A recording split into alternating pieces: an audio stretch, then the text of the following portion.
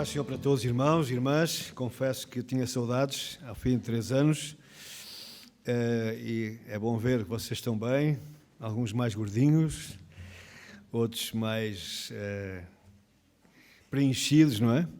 Nas cores brancas que aparecem e seguem estes bons exemplos, não é? Outros já vão perdendo pelo caminho algumas dessas pelugens, não é? Mas todos estão bem, graças a Deus, todos estão simpáticos, todos estão certamente bem dispostos na presença de Deus, a alegria, não é? E nós estamos na presença do Altíssimo Deus e podemos ter alegria por isso, não é? Não temos de ficar tristes, cabisbaixos, taciturnos, como se estivéssemos num funeral. Nós estamos a celebrar a vida, a vitória de Cristo no Calvário. Aleluia. O irmão Rui pediu para falar alguma coisa e eu não queria falar muito sobre nós, isto não é tão importante, mas rapidamente, só para que os irmãos possam orar. Realmente estamos a passar uma situação difícil com a minha esposa. Ela, quando fomos passar um mês no Brasil, a convite de 2 filhas, tínhamos lá, e a viagem, que era para ser um mês, com viagem marcada, de regresso, em janeiro, acabou por ficar mais prolongada, 2 anos e meio. Isso aconteceu inesperadamente, contra a minha vontade. Minha esposa teve um AVC, depois do AVC ficou no hospital e depois voltou para casa, depois veio a Covid, o médico não a deixou viajar, não quis arriscar, que um AVC pode ter consequências de um voo de 10 horas a uma altitude muito grande, com a despressurização, pode ter riscos, e o médico não quis, então mandou-a estar mais algum tempo. Perdemos a viagem de volta, depois veio a dona Covid visitar-nos também. E depois, para completar a história, em janeiro do ano passado ela teve uma queda e partiu o osso do fémur. É uma coisa, infelizmente, comum nas pessoas com alguma idade, e a coisa foi muito complicada, porque foram dores horríveis. A gente andou a dar voltas para não ser operada, a pensar que era nervo, que era qualquer coisa, mas não, era mesmo o fémur. Quando o médico foi lá e disse: você vai já ser operada, porque isso pode dar até morte, pode complicar muito. Isso foi a parte pior, porque a recuperação tem sido muito lenta. A operação correu muito bem, mas fomos ficando. Eu fui-me adaptando, tornei-me também residente já no Brasil, já tenho o cartão para poder residir, só não posso votar, infelizmente. Não vou dizer onde é que eu ia votar, obviamente, mas posso viver lá o tempo que eu quiser, e vontade não falta, é um país maravilhoso. Ao contrário do que alguns dizem, quem nunca lá foi só fala mal daquilo que não sabe, mas é um país fantástico, um país acolhedor. A igreja lá é pujante, em cada esquina temos uma igreja, em cada rua, e é a igreja para todos os gostos, não é? É como ir ao supermercado. Você vai ao Mercadona, vai ao Lidl, vai à Aldi, vai a sei lá onde, né? Passa a publicidade, e há para todos os gostos, mas realmente há uma presença evangélica que é fantástica, né? E há muitos crentes dedicados, há muitas missões, muito trabalho sendo feito nas ruas também, com os desabrigados, enfim. É outra realidade, não é? Quem é de lá e quem tem estado lá sabe muito bem o que eu estou a falar. Mas ao fim destes 2 anos e meio, nós sentimos, aliás, eu tinha responsabilidades, não é? Tinha 3 viagens que foram sendo adiadas. E a irmã Jessia Lane já estava ameaçada, dizia: ou você vem, ou então a gente vai fazer aqui um escândalo, não é? Não é verdade, mas muita gente já começava a pensar o que é que se passa, não é? O camarada fugiu para o Brasil, não é? A gente já pagou, se calhar, não é para aqui, não, mas nós não somos disso, não é? Deus nos livre. E graças a Deus pudemos voltar. Ela veio mais tarde, em agosto. Resumindo e concluindo, peço as vossas orações, porque de facto ela continua ainda com bastantes dificuldades em andar. Estamos à procura de uma boa fisioterapia, que é muito necessária, porque ela passa a maior parte do tempo na cama, infelizmente. Eu tento puxar por ela, mas infelizmente tenho 3 filhas em casa. É a vantagem de não casar, não é? É ter gente solteira. E elas são um grande contributo. Se não fossem elas, eu não sei o que é que ia fazer, não é? Nem podia sair de casa, não é? Não podia sair, porque é arriscado, não é? Ela precisa de ir à casa de banho, qualquer coisa, pode dar outra cara, ela tem muito medo disso, então estamos orando para que Deus nos dê uma porta de possibilidade de ter uma boa fisioterapia, E também está na medicação porque ela tem um problema grave, tem várias doenças em conjunto, arranjou um bom pacote, não é? Com tudo incluído, e uma delas é a artrite reumatoide, que é uma doença que é uma doença terrível, porque ela é desgastante, vai desgastando as articulações e causa muitas dores. Então a medicação que ela tomava no Brasil era feita numa farmácia de manipulação, juntavam vários medicamentos, e chegou aqui, isso já não é possível, então toma o tipo de medicação, mas também tem que ter cuidado com a alimentação, não é? E às vezes quando eu cozinho à minha maneira, é aquela comida boa, saborosa, mas ela não pode comer aquilo, então é muito complicado. Enfim, não é fácil, mas contamos com a graça de Deus e sabemos que haverá uma saída, haverá uma vitória final, e temos orado para que Deus realmente lhe conceda paciência para suportar as dores e também todas as dificuldades, até a questão psicológica, não poder ir ao culto, não pode caminhar, e várias coisas que está neste momento impossibilitada. Os irmãos orem para que Deus possa operar na vida dela, restaurar a saúde física, emocional e também espiritual. Eu sei que os irmãos oram e quero agradecer realmente as vossas orações, a vossa preocupação com estes servos inúteis, nada mais do que isso. E obrigado a todos. Eu quero, antes de falar um pouco sobre o texto de Isaías 6, já podem ir procurando, porque eu sei que alguns vão demorar para uma meia hora a chegar lá, e espero que não projetem o texto, que eu gosto que as pessoas leiam nas suas Bíblias, procurem lá. Eu quero desfazer uns boatos que andam por aí. Houve um casal que foi a Israel recentemente, aqui da igreja de Parelhó, e andou para aí a falar mal da viagem, que o avião quase caía, passaram fome, foram maltratados, não viram nada em condições, era só guerra, terrorismo, bombas para todo lado. Não foi nada disso. Acho que não, claro que não. Eu queria dizer aos irmãos que hoje é uma data muito importante, por várias razões. Em primeiro lugar, porque eu vim a Parelhó. É um momento já histórico para mim, não é? Em segundo lugar, porque hoje é o dia que começa a festa, uma das festas mais importantes de Israel, a festa dos chamados tabernáculos, o Sukkot, as cabanas.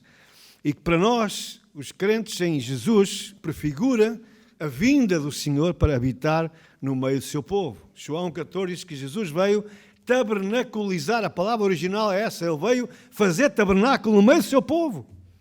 Então nós hoje podemos olhar para aquela grande celebração para os judeus, ainda não é Yeshua, ainda não é ele, mas eles já pensam no tempo em que o Messias virá e que irá reinar no meio deles. É assim que eles creem, os judeus, pelo menos os religiosos. E nós também acreditamos que chegará o tempo, e creio que está para muito breve, que o Senhor Jesus voltará em glória, triunfalmente, em glória, em vitória, e virá morar conosco. A sua aparição, a sua epifânia será tão majestosa que os ímpios correrão aterrorizados, porque sabem que é o tempo de juízo para eles. Eles andaram a brincar, andaram a adiar, andaram a dizer que isso não era verdade, que isso é história, que são tretas, histórias da carochinha, mas nós ficaremos tão felizes, tão alegres, porque finalmente chegou a hora. Jesus disse que eu quero que onde eu estiver, vós estejais também. E então vós vamos viver com Ele para todo sempre. Hoje é o dia em que começa essa festa no pôr do sol.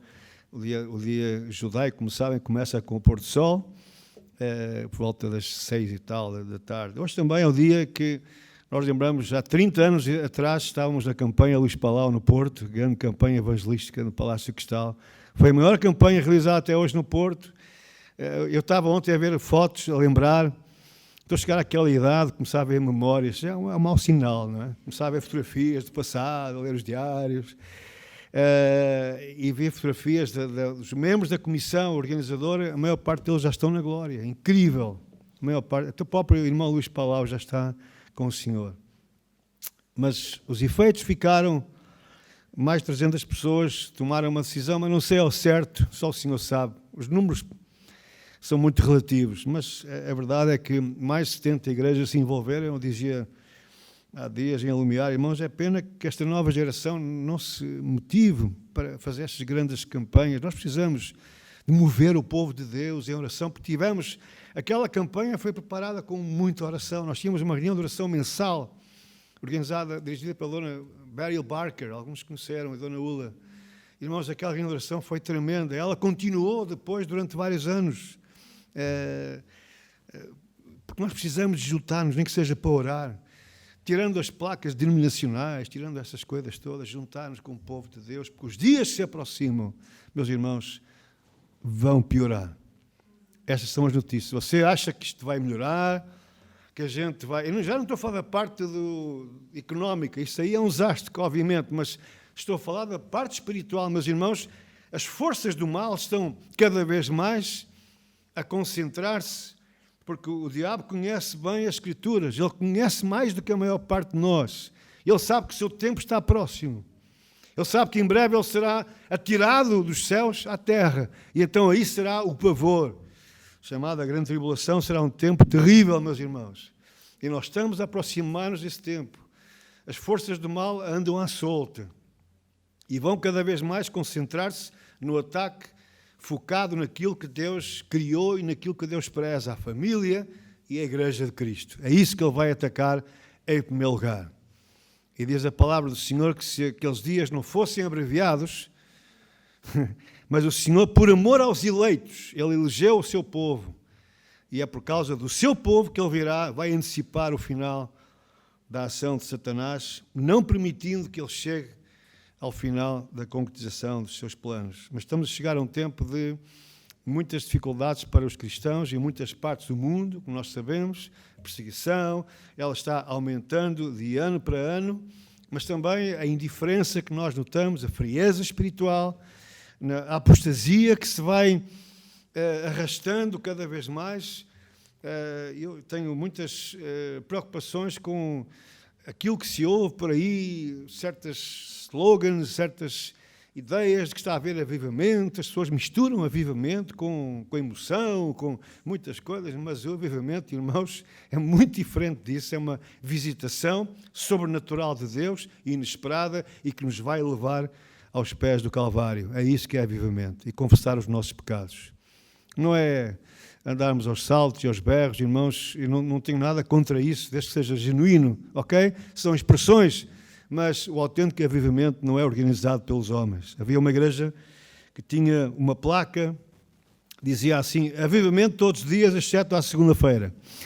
É dia de descanso. Portanto, isso é a organização do homem, não é? Querem motivar as pessoas, querem carregar no botão, levantar o volume do som, mas isso não é avivamento, irmãos.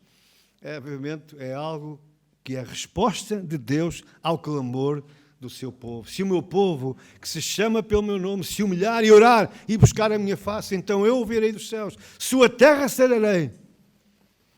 Meus irmãos, a nossa terra está contaminada. Portugal, às vezes eu ouço esse slogan, Portugal é de Jesus, eu digo, Portugal é de Jesus?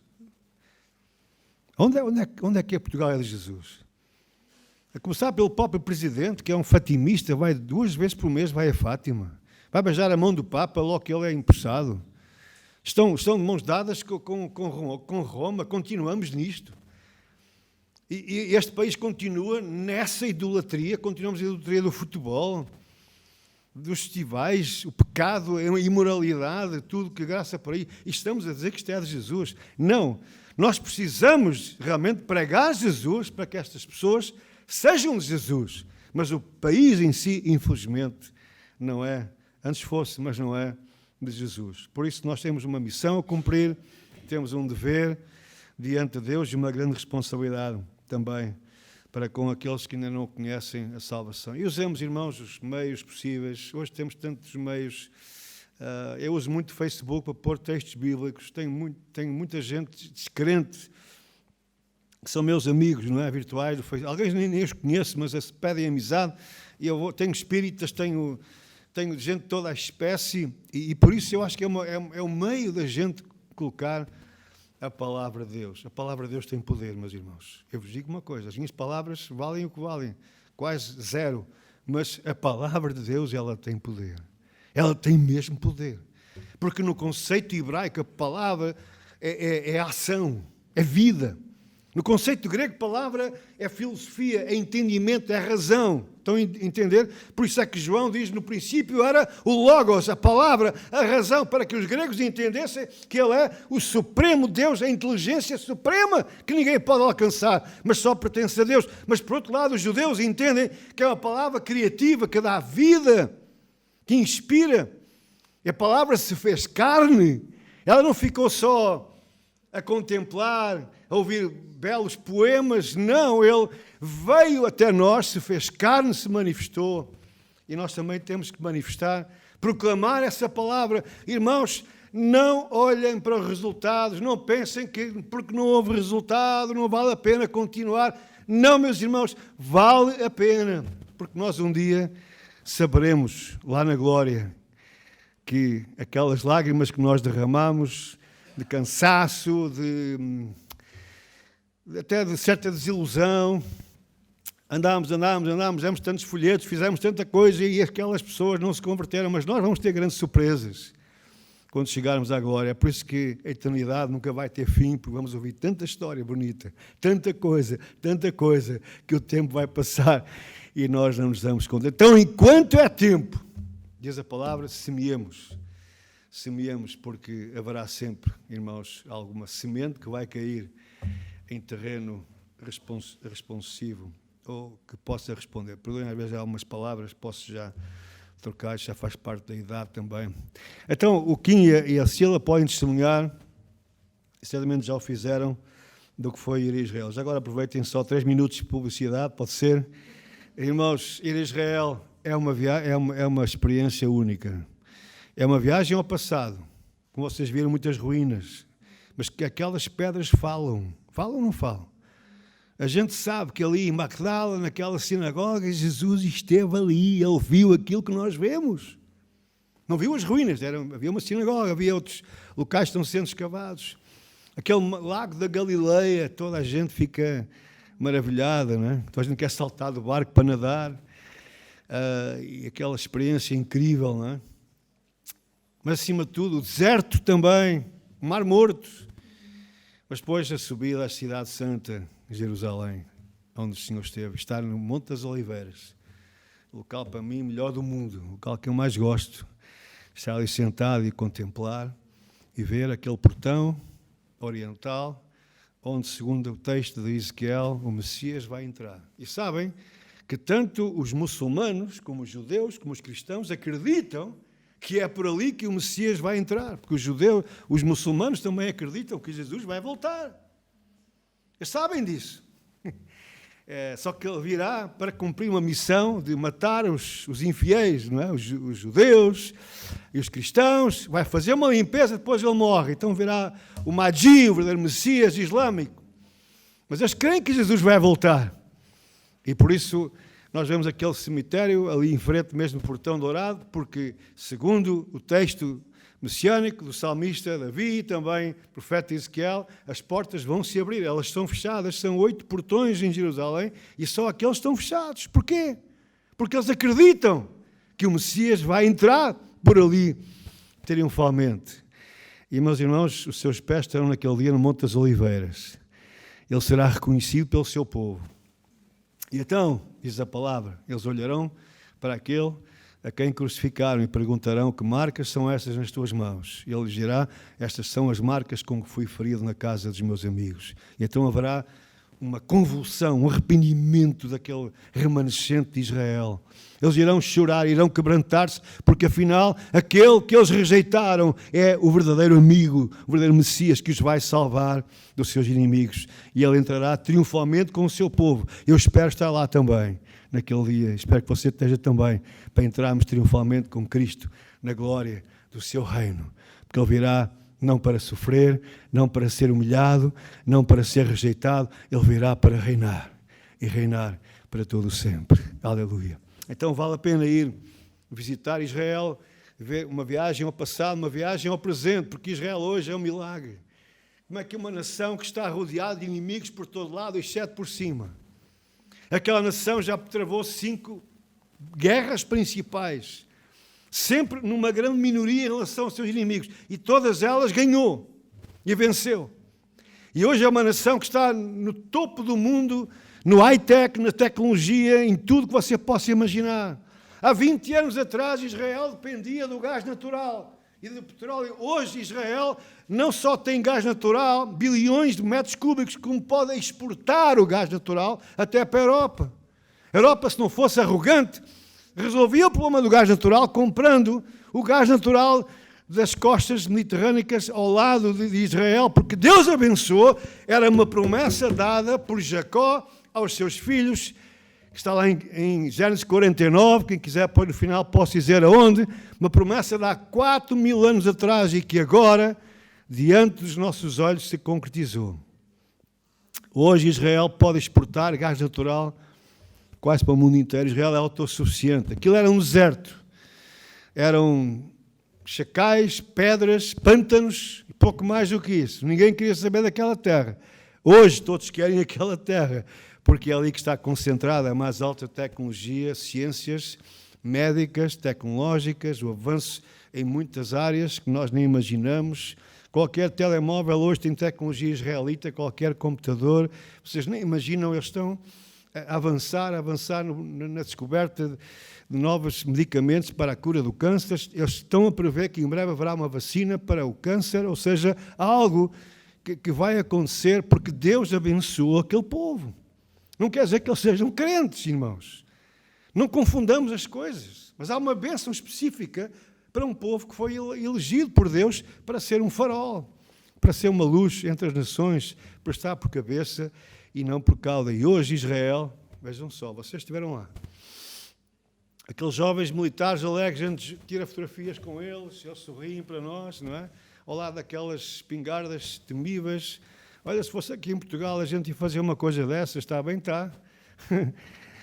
Incrível aquela alegria. É o 8º país do mundo no nível de felicidade. Anualmente fazem uma estatística dos países mais felizes, com maior índice de felicidade das pessoas no mundo, juntando várias coisas, o bem-estar, o salário, a saúde e tudo mais. Israel está em 8º lugar, Portugal está em 30º, não sei quantos. Vejam só a comparação. Eu digo sempre para as pessoas, querem uma diferença entre Portugal e Israel? Em Portugal discutem-se projetos. Discute-se. Vejam o aeroporto, há 50 anos. Vejam o TGV há mais de 20 anos. Em Israel executam-se projetos. É na verdade. A gente vai lá, cada ano, epá, mais uma autoestrada. Ei, olha para aquele prédio. Olha o comboio de alta velocidade. Mais um aeroporto tem lá, não sei quantos. Um país tão pequeno, tamanho do Alentejo. Mas que vai crescendo. Porquê? Porque Deus quer manifestar uma coisa importante ao mundo e que as pessoas não querem ver. É que Deus é fiel no cumprimento da sua palavra. Deus prometeu nos últimos dias, traria aquele povo dos 4 cantos da terra e os traria de volta para a sua terra. Aquela é a terra da promessa, é a terra cujas fronteiras foram estabelecidas por Deus. É a única terra no mundo cujas fronteiras foram estabelecidas por Deus. E para um povo específico, para o povo judeu, para o povo de Israel. É ali que eles têm que estar, porque enquanto eles lá não estiverem, o Messias não vai voltar. Porque o Messias, Jesus, só vai voltar quando aquele povo ali estiver. E hoje, envolvidos 70 e poucos anos, cerca de metade dos judeus do mundo já estão em Israel. E todos os dias estão chegando judeus fazendo o regresso, o retorno à terra de Israel, por causa do antissemitismo que está crescendo na Europa e com o crescimento da extrema-direita as coisas vão avançar cada vez mais, porque é aquela terra que é destinada para eles. Isso está a acontecer nestes últimos anos, a uma velocidade vertiginosa. Por isso eu digo, venham a Israel, venham ver com os vossos olhos, venham sentir e começar a ler a Bíblia a cores. Eu quando ia, antes de Israel, ia à Bíblia a preto e branco, e vá lá, ainda bem, não é? Mas depois comecei a ler a Bíblia a cores, comecei a ver as promessas, os profetas, aquilo que eles disseram, afinal, não é para ser espiritualizado, como alguns fazem. Não é para ser apenas interpretado simbolicamente, como alguns infelizmente fazem, mas é para ser interpretado literalmente. Deus é zeloso em cumprir a sua palavra. E eu digo sempre, se Deus é zeloso em cumprir a sua palavra em relação às promessas de há 2.500 anos atrás. Então ele também certamente cumprirá aquilo que ele tem planeado a meu e a teu respeito. Não é verdade? Nem olhos viram, nem ouvidos ouviram o que Deus tem preparado para aqueles que o amam. Não é para toda a gente, é para aqueles que o amam de verdade. Amém? Então, posto isto, quem quiser informações sobre a viagem no ano que vem, eu estarei à disposição no final. E digo isto com sinceridade porque as coisas estão a ficar extremamente caras em Israel. O turismo lá está a aumentar muito. Infelizmente, eles gostam muito de dinheiro. Então, os valores estão a subir de ano para ano. E nós conseguimos ainda um bom preço para o ano que vem, para um grupo. Já vai a mais de metade, para agosto. São 9 dias, uma viagem espetacular.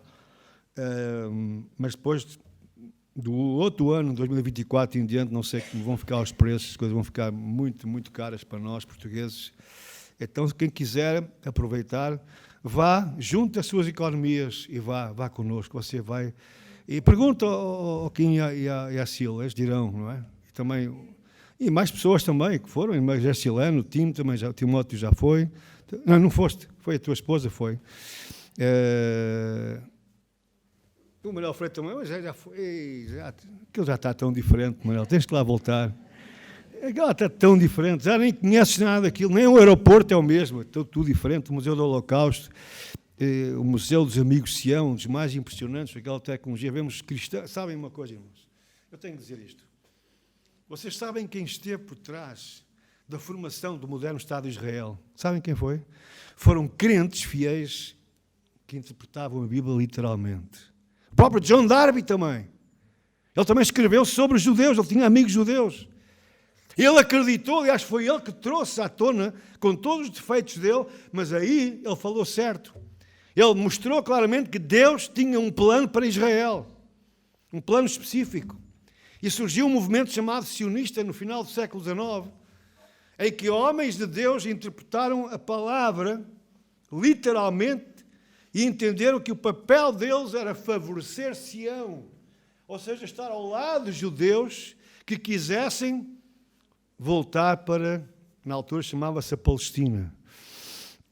E temos nomes incríveis de pessoas que nós nem imaginamos, o fundador da Cruz Vermelha, presidentes dos Estados Unidos, o primeiro-ministro da Inglaterra. E sabem o que é que Deus faz?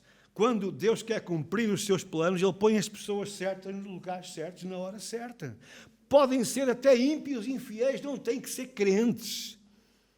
Porque Deus põe o seu povo, como levantou Ciro, que não era um homem temente a Deus, não era um crente evangélico, nada disso. Era um rei, como eram os reis daquela altura, não é? Maus, dominadores. Mas Deus levantou Ciro e chamou-lhe o meu servo, Ciro, para fazer aquele famoso édito de Ciro, permitiu que os judeus pudessem voltar àquela terra, porque Jeremias havia dito que aquele exílio iria demorar 70 anos. Amém? E 70 anos depois, Deus levanta aquele rei como levantou no final do século XIX, no início do século XX, levantou homens como o Balfour e outros mais, que eram crentes, primeiro-ministro da Inglaterra, naquela altura, que dominava aquela região, era um crente fiel às Escrituras. E o homem que Deus usou para conquistar Jerusalém da mão dos turcos, os turcos estiveram ali durante 400 anos. Aquele homem, general Allenby, era um crente fiel a Deus, um homem temente a Deus. Lia as Escrituras todos os dias e ele disse: Senhor, eu vou conquistar esta cidade, as tropas britânicas estão perto de Jerusalém, eu quero conquistar a tua cidade, mas eu quero, Senhor, que não seja derramada uma gota de sangue, nem um único tiro seja disparado. Irmãos, vocês estão a acompanhar a guerra lá na Ucrânia, vocês estão a ver a desgraça que aquilo é, as bombas, a gente esfacelada, prédios desfeitos. Como é que é possível alguém conquistar uma cidade como Jerusalém sem que haja morte, sem que haja derramar de sangue, sem que seja derramado um único tiro, ou disparado um único tiro? Sabe o que aconteceu? Deus honrou a palavra daquele homem. E Jerusalém foi reconquistada no dia 8 de dezembro de 1917, sem que um único tiro fosse disparado. Os turcos fugiram à pressa, houve boatos, não tenho tempo para falar sobre isso. É algo extremamente incrível. e nem uma única gota de sangue foi derramada. Isto é inédito na história. Eu não conheço nenhum caso assim. Ele, quando entrou na cidade santa, pelo portão de Jafa, ele vinha montado no seu cavalo, e ele desceu do cavalo e disse: eu não tenho a honra de entrar nessa cidade. Só o meu Senhor tem a honra de entrar triunfalmente. Então ele desceu do cavalo e entrou a pé naquela cidade. Era um crente fiel a Deus. Deus coloca as pessoas certas. Irmãos, isto aconteceu. E está a acontecer outra vez algo extraordinário. O Senhor está preparando aquele povo. Ainda estava na minha viagem, estava orando, Senhor, hoje começa o Sukkot, Senhor, salva aquela gente, Pai. Quando eu vou ao muro orar, eu ponho a minha mão no muro e Senhor, salva, porque eu estou aí rodeado daqueles judeus todos ali à volta, que estão ali a rezar, a fazer aquelas orações. Eu digo, Senhor, salva esta gente, Senhor, que o Teu Espírito seja derramado sobre este povo, para que eles abram os seus olhos, para que eles abram o seu entendimento. E o apóstolo Paulo, que vocês estão a estudar Romanos, eu espero que tenham focado bem em Romanos 9, 10 e 11. Não tenham rasgado aquelas folhas como alguns fazem, não é? Ou dito que isto é tudo simbólico, isto é igreja, não sei quantos. Não, meus irmãos, o que é que Paulo diz? Se a aparente rejeição, a queda dos judeus, trouxe bênção para nós, gentios, imaginem quando eles forem novamente trazidos de volta para a árvore genuína. E é o que está a acontecer. Hoje, mais de 500 mil de judeus já são crentes em Yeshua, em Jesus. Em Israel só há mais de 300 congregações messiânicas, são judeus messiânicos. Ou seja, o número de conversões em Israel, em proporção, irmãos, é muito superior ao de muitos países, incluindo Portugal. Deus está respondendo às nossas orações. Eu creio que isso não acontece por acaso, é porque milhões de cristãos, crentes, estão orando pela salvação dos judeus, porque daí depende a vinda do Messias, do Senhor Jesus Cristo. E também visitando aquela terra, abençoando aquela gente até de uma forma económica ou simbólica. Meus irmãos, nós estamos contribuindo para que o Senhor possa preparar os últimos capítulos da história. E eu queria fazer parte dessa história também. E eu quero que você também nos acompanhe. No final, quem quiser então, poderá conversar comigo. Irmão, chega a publicidade, já posso acabar agora? Vamos rapidamente ler o texto então de Isaías capítulo 6. Era o que estava programado, não é? Eu já agora vou pedir aos irmãos para ficarem de pé um pouquinho. É uma leitura rápida. Portanto, vou também olhando para o relógio para não abusar. Capítulo 6 diz assim: no ano em que morreu o rei Uzias, eu vi o Senhor assentado sobre um alto e sublime trono, e o seu séquito enchia o templo. Os serafins estavam acima dele, cada um tinha 6 asas, com 2 cobriam o rosto, e com 2 cobriam os pés, e com 2 voavam. E clamavam uns para os outros, dizendo: Santo, Santo, Santo é o Senhor dos exércitos, toda a terra está cheia da sua glória. E os umbrais das portas se moveram com a voz do que clamava, e a casa se encheu de fumaça. Então disse eu: ai de mim, que vou perecendo, porque eu sou um homem de lábios impuros e habito no meio de um povo de impuros lábios. E os meus olhos viram o Rei, o Senhor dos exércitos. Mas um dos serafins voou para mim, trazendo na mão uma brasa viva que tirara do altar com uma tenaz, e com ela tocou a minha boca e disse: eis que isto tocou os teus lábios, e a tua iniquidade foi tirada, e purificado o teu pecado. Depois disso, ouvi a voz do Senhor que dizia: a quem enviarei? E quem há de ir por nós? Então disse eu, Isaías: eis-me aqui, envia-me a mim. Amém. Vamos, podem sentar-se. Queridos irmãos, nós temos aqui uma grande manifestação da glória de Cristo Jesus. Jesus disse: ninguém jamais viu a Deus, mas foi o Filho que o veio revelar. Então Jesus diz: quem vê a mim, vê ao Pai. Vê as características, vê a essência divina, a bondade, o amor, a misericórdia, a compreensão. Mas ver Deus, que é Espírito, ninguém consegue. É uma visão que só pertence a um outro nível que nós não possuímos.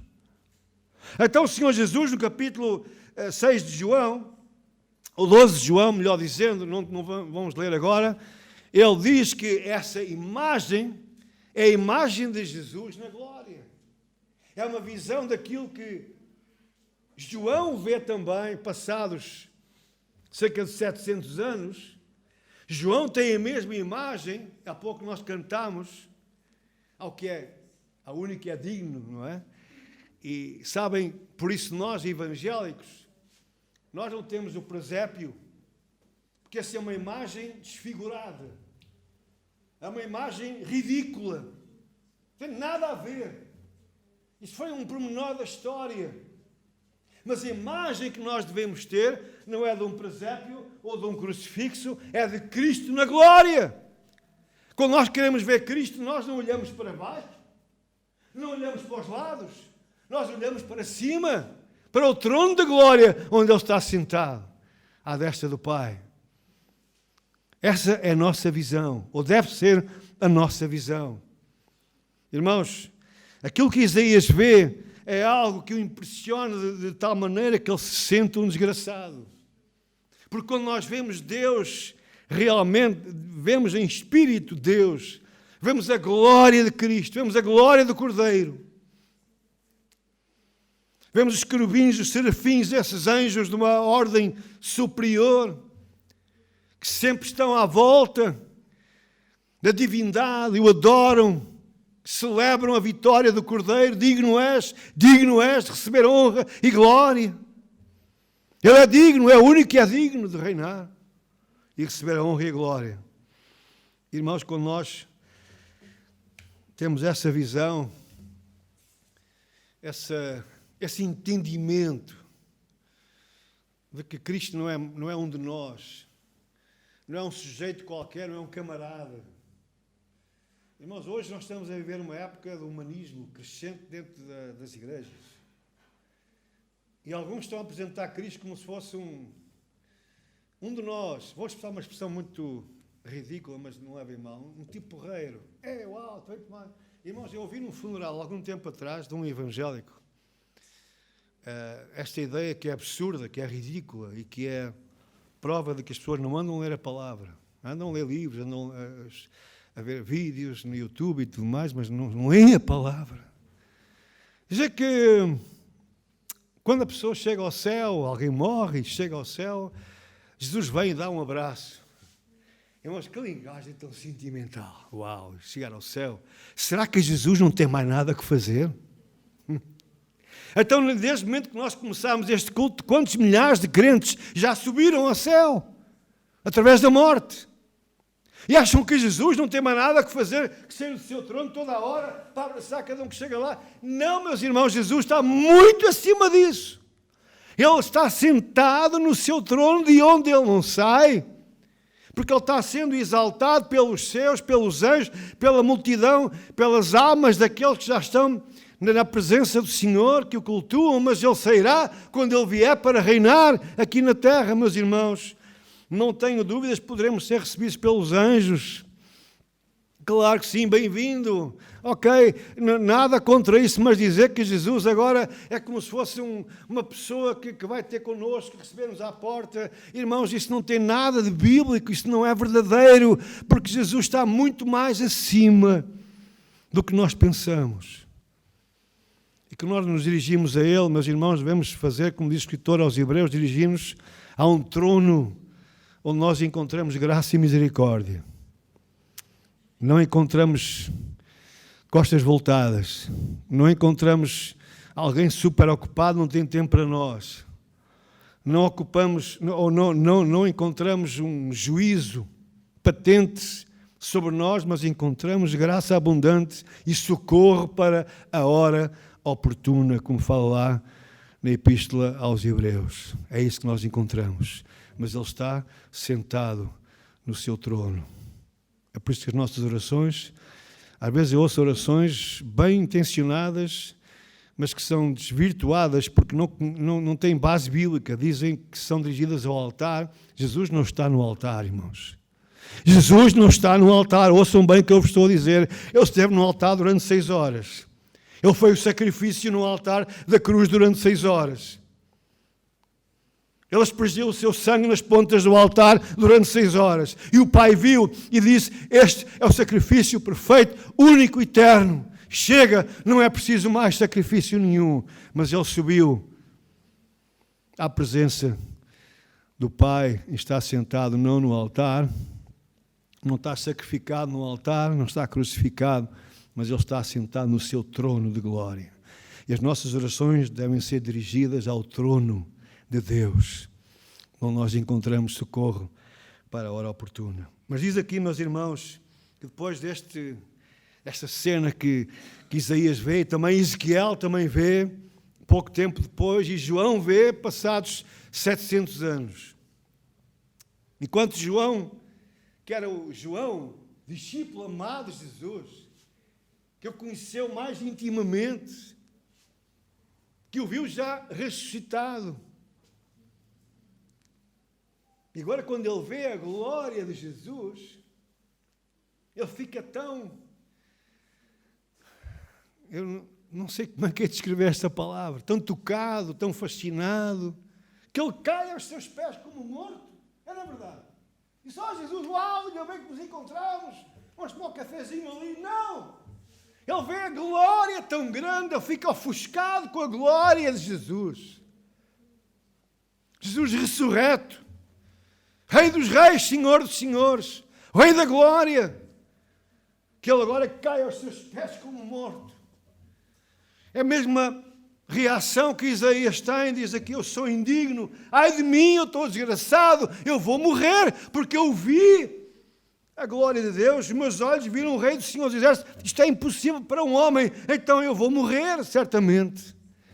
Mas então, Deus opera. E Deus opera trazendo cura, trazendo libertação. Ah, meus irmãos, é isto que nós precisamos. Quando nós olhamos para Deus e quando nós vemos o nosso estado tão decadente, tão indigno de estar na sua presença, não desfaleçamos, não desanimemos, porque do trono de Deus virá a resposta, virá uma brasa, virá a bênção, virá a cura para as nossas infelicidades, para o nosso reconhecimento da miséria que ainda somos. E virá essa brasa, agora aqui é simbólica, obviamente, não é? É uma brasa, é uma ação de Deus, é uma resposta de Deus. Porque se o anjo, ou os serafins, vem trazendo uma brasa, é porque o Senhor mandou que o serafim trouxesse essa bênção, tocando na vida deste profeta que Deus iria usar tremendamente. Ah, meus irmãos, nós precisamos tanto de ser tocados por essas brasas que vêm da parte de Deus. Nós precisamos de mais Deus na nossa vida. Eu tenho dito isto, irmãos, e creio que o grande problema do mundo atual é um problema teológico. É a falta do conhecimento de Deus. Quando as pessoas não conhecem Deus, tudo é possível. Acredita-se em tudo. Vejam só aquele líder lá da igreja ortodoxa, lá na Rússia. Louco completamente, aquele homem com aquelas vestimentas, com aquela coroa de ouro, aquela poder, não é autoridade, é poder. O que ele vem dizer que aqueles soldados russos que morrerem em combate terão os seus pecados perdoados. Vejam só. Loucura! Um homem que é o intérprete das Escrituras para milhões e milhões de russos, de religiosos. Como é que é possível alguém dizer uma coisa dessas? É a mesma teologia dos islâmicos. Se tu combateres, matares o infiel, vais chegar lá e vais ter 69 virgens à tua espera. Se a gente pudesse ouvir o que eles dizem agora lá do inferno, seria uma desgraça. E iria acabar com toda aquela mentira de uma vez por todas. Mas, queridos irmãos, quando nós temos uma visão desvirtuada de Deus, podemos acreditar em qualquer coisa. Podemos tornar-nos panteístas, acreditar que as árvores também têm vida. Agora as pessoas dedicam-se tanto aos animais que alguns já dizem que os animais são também pessoas. E tratam-nos como se fossem filhos ou netos, ou seja o que for. Irmãos, é esse vazio que infelizmente tantas pessoas têm nos seus corações. Tem que ser preenchido de alguma maneira ou outra. E quando não é preenchido com o conhecimento de Deus, que vem unicamente pelas Escrituras, não vem por revelações sobrenaturais. Em casos excepcionais pode acontecer, claro que sim. Eu creio que o Senhor está-se a manifestar diretamente, por exemplo, no Irão, onde é completamente proibido ter uma Bíblia. Irmãos, têm visto o que se passa no Irão, a repressão, a falta de liberdade. É proibido, terminantemente, ter uma Bíblia. Aqueles crentes reúnem-se em secreto, às escondidas, não podem nem sequer cantar, porque é logo prisão, enforcamento e por aí fora. No entanto, é o país do mundo onde a igreja mais está a crescer. Incrível! Onde há mais repressão, é onde a igreja mais está a crescer. Então não me admira daquelas visões sobrenaturais que muitos estão a ter, sonhos, em que vem Jesus aparecer diante de Deus. Pessoas são curadas em sonhos. Meus irmãos, eu não duvido disso um minuto sequer. Sabem porquê? Porque eles não têm acesso à palavra de Deus. Então Deus tem que se manifestar de uma outra maneira. Quem somos nós para estar a dizer que Deus só pode agir assim, o assado? Quem somos nós? Deus age da forma que Ele quer, para que haja o conhecimento da salvação em Cristo Jesus.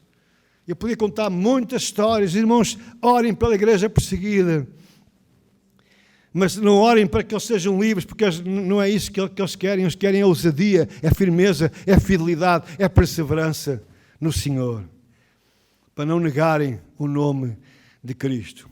Deus se revela de muitas maneiras, mas a nós que temos esta liberdade de ter a palavra na nossa língua e termos uma porta aberta sem que ninguém nos proíba, graças a Deus por isso.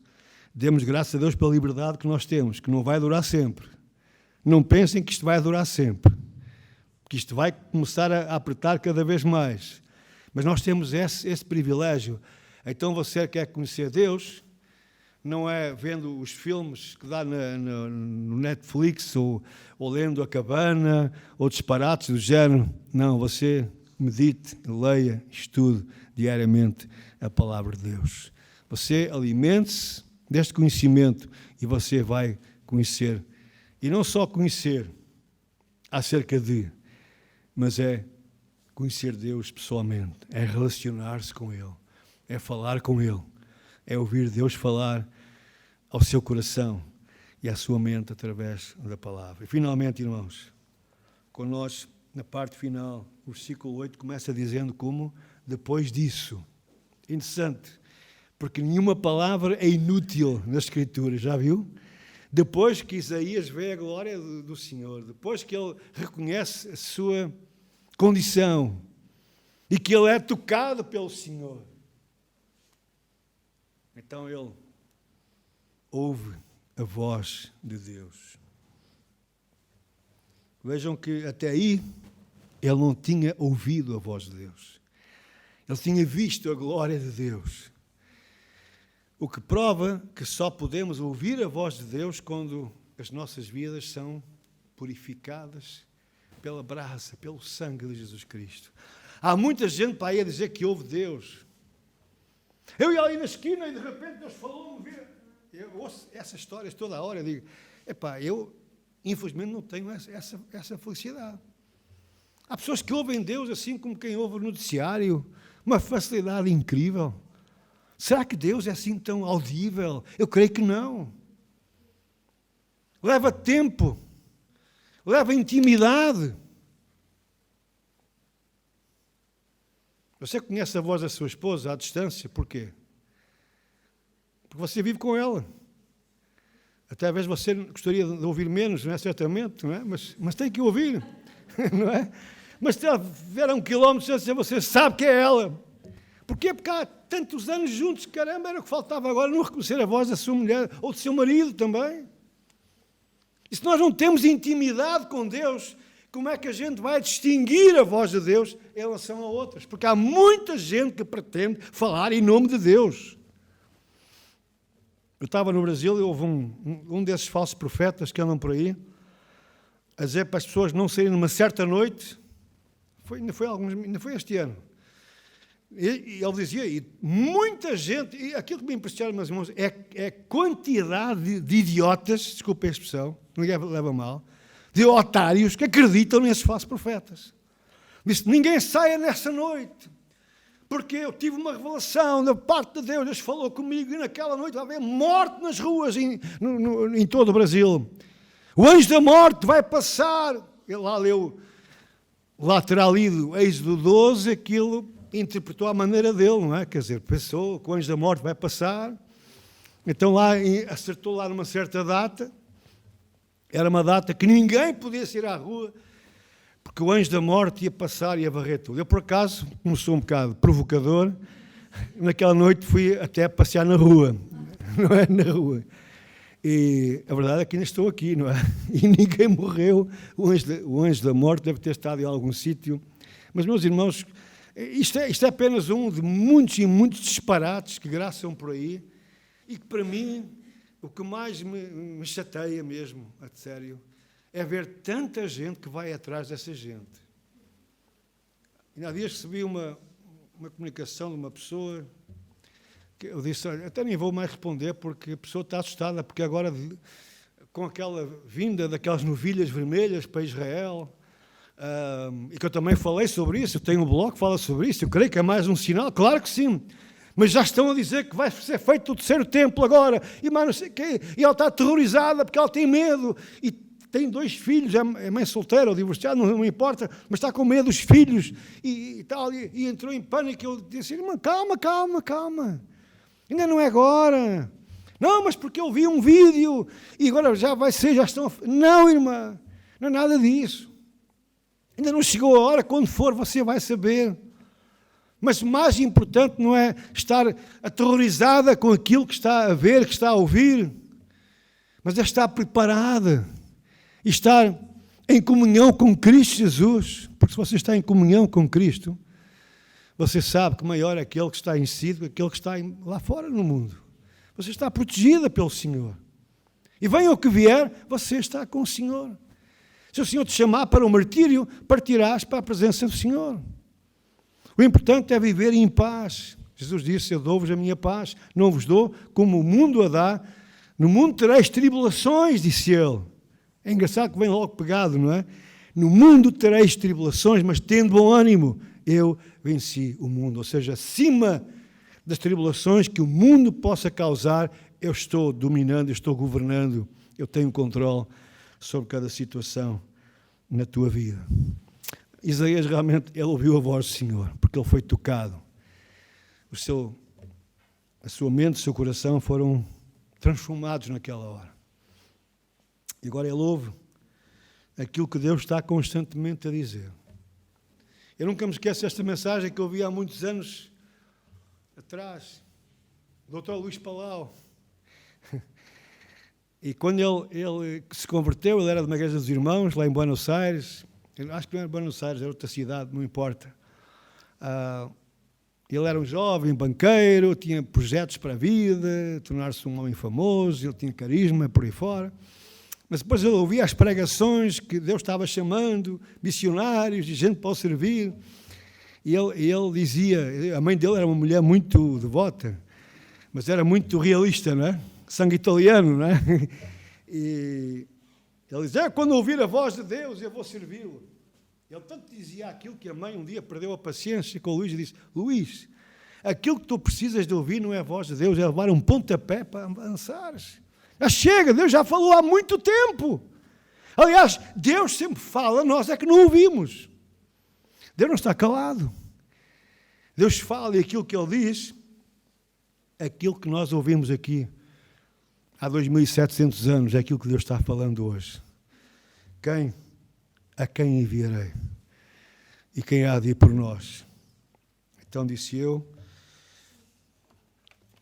Senhor, há lá gente da minha igreja mais qualificada do que eu, tens lá os anciãos, os diáconos, os presbíteros, as irmãs devotas, mulheres de oração. Senhor, tu sabes muito bem que eu até gostava de te servir, mas, Senhor, ainda estou muito preso a algumas questões materiais, à família. Senhor, e isso é que Moisés diz também ao Senhor na sua quinta reação, diz, Senhor, envia outro. E Deus irou-se com Moisés. Deus até aí foi sempre respondendo a Moisés, tens a vara, eles vão crer, eu vou mexer no coração do faraó, mas quando Moisés diz, Senhor, envia a outro, não sou eu, o Senhor ira-se com Moisés. E, meus irmãos, quando nós vamos a Mateus, e com isto vou concluir, 9, versículo 35, porque é que eu disse há pouco que aquilo que Deus fala ainda hoje é exatamente isto, a quem enviarei e quem há de ir por nós. Essa mesma visão Jesus transmite aos seus discípulos no capítulo 9, versículo 36, quando Ele os leva a um monte para que eles tenham esta visão do mundo. E a minha pergunta é esta, qual é a visão do mundo que nós temos? Não vou estar aqui a falar do estado das coisas, não vale a pena, você sabe muito bem, tal como eu. As coisas não estão fáceis, muito mais para os crentes. Mas, queridos irmãos, a Bíblia diz-nos que os homens irão de mal a pior, portanto, só vai piorar em todo sentido. A arrogância, a indiferença ao Evangelho, as provocações, as heresias, tudo isso vai aumentar cada vez mais. O Dr. Martin Lloyd-Jones disse uma certa vez que aquele que conhece as Escrituras nunca ficará admirado com o estado do mundo, porque isso já foi anunciado antes. Então, não é isso a mim que me compete estar aqui a descrever os crimes, as guerras, tudo aquilo que está a acontecer à nossa volta. A mim compete falar daquilo que Jesus quer que nós vejamos. Como é que nós vemos o mundo? E tudo tem a ver com a forma como nós vemos Deus. Tudo tem a ver com a forma como nós nos vemos a nós mesmos. Tudo se refletirá na forma como nós vemos os outros à nossa volta. Como é que Jesus vê o mundo? Capítulo 9, versículo 35, para apanhar um pouquinho o contexto. Percorria Jesus todas as cidades e aldeias, ensinando nas sinagogas deles e pregando o evangelho do reino e curando todas as enfermidades e moléstias entre o povo. E vendo a multidão, teve grande compaixão deles, porque andavam desgarrados, ou seja, desorientados, perdidos, e errantes como ovelhas que não têm pastor. Então Jesus nos mandou pregai a essa gente, raça de víboras, seus malditos, o inferno vos espera, seus homossexuais, suas lésbicas, seus desgraçados. É assim que uma vez pregamos dos púlpitos. E não há homossexuais, nem há lésbicas aqui, porque estamos a pregar isso. Criminosos, seus bandidos, não há aqui ninguém nesse estado. Nem Jesus nos mandou pregar isso ao mundo, a nossa mensagem não é essa, meus irmãos. Às vezes nós condenamos demais, quando nem o Senhor Jesus condena, e nós vamos condenar, esquecendo aquilo que nós já fomos também. Nós já fizemos parte desse mundo, pelo menos eu já fiz. E você também, certamente, se é sincero, também reconhecerá que também já fez parte desse mundo, perdido, desorientado. Talvez não tenha sido o maior criminoso, talvez não tenha morto ninguém, ou, sei lá, feito disparates grandes, visíveis, mas certamente era possuído de maus sentimentos, de rebeldia, de desobediência, de arrogância, e sei lá, outras coisas paralelas. Porque aos olhos de Deus não há pecados maiores nem menores, tudo aquilo que é transgressão à lei de Deus é pecado, ponto final. E o simples facto de haver rebeldia em relação aos mandamentos de Deus já é um pecado terrível, a desobediência. Então, quando nós olhamos para este mundo, irmãos, apesar de vermos tanta coisa que nos choca inclusivamente, e é bom que isso aconteça, mas nós temos que olhar com olhos de compaixão. Nós devemos olhar da forma que o Senhor olha. Porque naquela multidão que Jesus viu, havia ali ladrões, havia adúlteros, havia idólatras, havia criminosos, havia ou não havia, no meio de qualquer multidão, há gente dessa. E Jesus não disse, eu vou ali apontar quem são os piores, que é para vocês. Não. Jesus teve grande compaixão, e a palavra compaixão veio de uma expressão hebraica que é mover as entranhas se movem dentro da pessoa, há uma forte emoção. Porquê? Porque eles não tinham orientação. Eles não tinham Deus como orientação das suas vidas. Eles não eram orientados pelas Escrituras Sagradas. Então ele disse, olha, a resposta é única, é a oração. A seara é grande, o campo é imenso. E são poucos os ceifeiros, são poucos os trabalhadores, são poucos os pregadores, são poucos os evangelistas. Rogai por isso ao Senhor da seara, para que mande obreiros ou ceifeiros para a sua seara. Eu com isto vou terminar, mas quero dizer uma coisa que a mim me entristece bastante. Eu frequento às vezes reuniões de oração, como ainda há dias, e na nossa igreja fazemos virtual ainda. Mas de vez em quando vou a uma reunião de oração, numa igreja ou outra, meus irmãos, sabem uma coisa?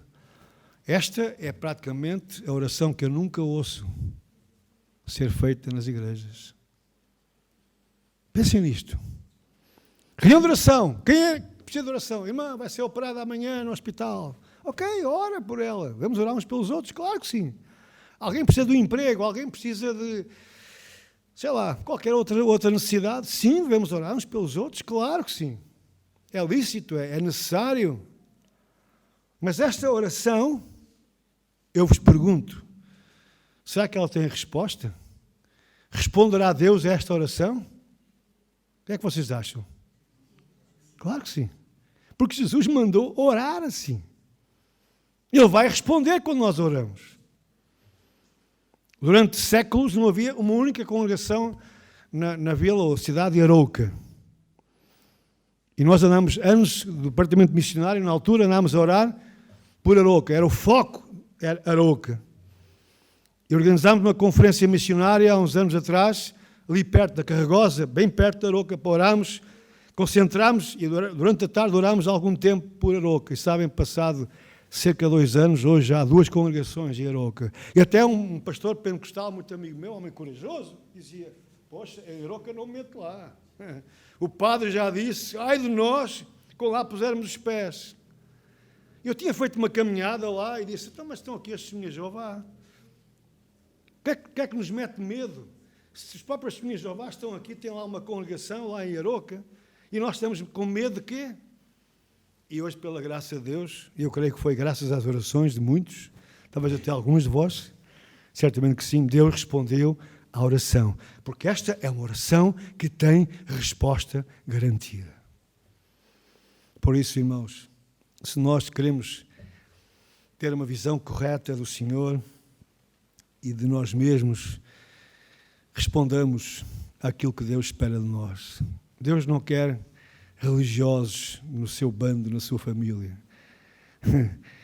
Deus não quer curiosos.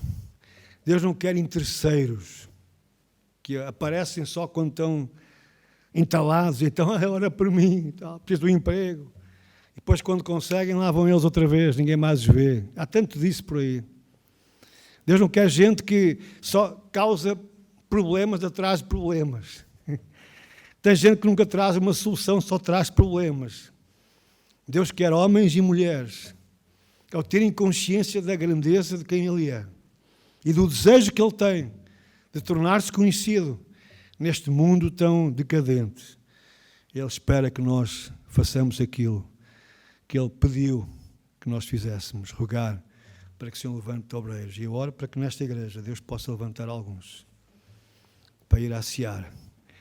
Você pode usar os dons que Deus te deu, pela escrita, pela comunicação, pela pregação, pela literatura, pelas redes sociais. Por que não usar as redes sociais para pregar o Evangelho? Infelizmente, eu vejo alguns crentes que... Eu não devia estar a dizer isto aqui, não é? Se calhar nunca mais vão convidar, mas eu tenho que dizer as coisas que eu sinto, irmãos. Eu falo muito com o meu coração. Até perco por causa disso às vezes, mas eu fico chocado quando vejo até pastores a colocarem uma foto no estádio de futebol, colocar a escola, nós lá que estamos, hoje vai ser uma noite incrível. Eu não tenho nada a ver que eles vão ao futebol ou façam o que eles quiserem, mas só que o problema é que eles nunca postam nada do Evangelho. É incrível, não é? E o Senhor Jesus diz que a boca fala do que está o coração cheio. Parece que para eles o futebol está em primeiro lugar, porque nunca põe nada de Cristo. Mas que adianta pôr, se depois as tuas ações, os teus atos... Irmãos, nós não nos pregamos a nós mesmos. Eu não prego sobre mim mesmo, que eu sou aquilo que sou pela graça de Deus. Um servo indigno e nada mais do que isso. Mas eu prego a Cristo, eu quero falar de Cristo, eu quero que as pessoas saibam que Ele é amor, que Ele tem paciência ainda para com todos e que Deus deseja que todos se salvem. Meus irmãos, está lá na palavra. Desculpem lá os calvinistas aqui, mas eu creio na palavra de Deus que diz: Deus quer que todos se salvem. É, não é verdade? Eu oro pela conversão de Vladimir Putin, sabiam disso? Alguns ficaram aterrorizados. Não, irmão, tu estás a ficar doido? Eu oro pela conversão de Vladimir Putin, porque ele é um homem que Deus ama, que Deus quer também curar dos seus pecados. É, na verdade, Saulo não foi transformado pelo poder de Deus. John Newton, que era um grande traficante de escravos, era um homem cruel, era um homem terrível, tornou-se um pastor dedicado, escreveu a famosa música O Amazing Grace. Meus irmãos, era um homem terrível, um homem pavoroso, que assustava aquelas populações da África quando ele aparecia com seus barcos negreiros. E um dia ele tem numa tempestade no Atlântico, ele tem um encontro com Deus, disse: miserável homem que eu sou, oh Deus, tem misericórdia de mim. E Deus teve misericórdia dele, como pode ter Vladimir Putin e de tantos outros cruéis ditadores. Deus é assim. Deus quer que todos se salvem e venham ao conhecimento da verdade. Oremos.